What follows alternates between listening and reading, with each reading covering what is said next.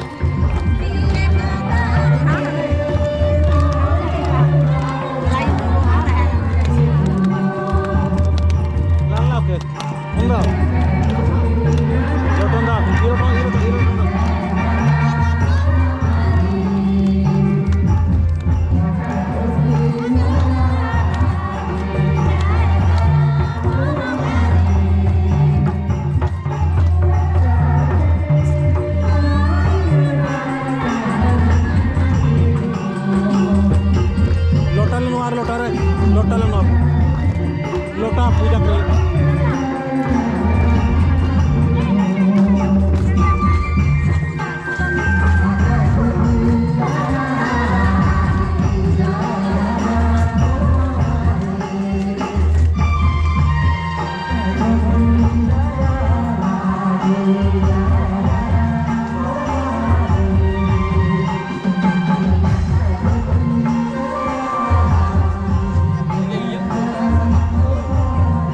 लोटन करता है ना।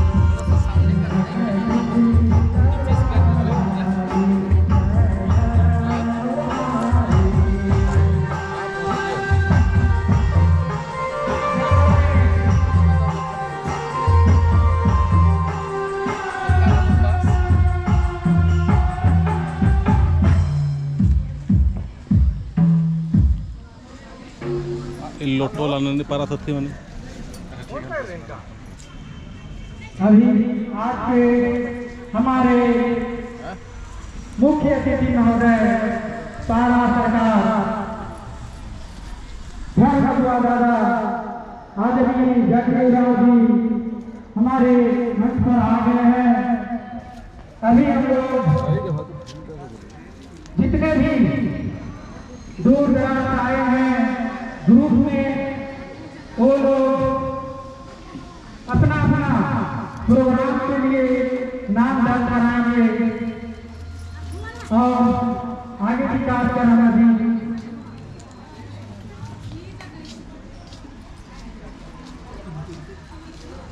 बैठ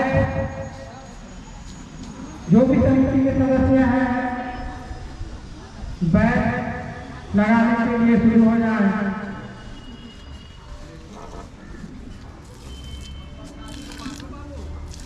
प्रसादी जो भी नहीं लिए हैं कृपया प्रसादी ले लें।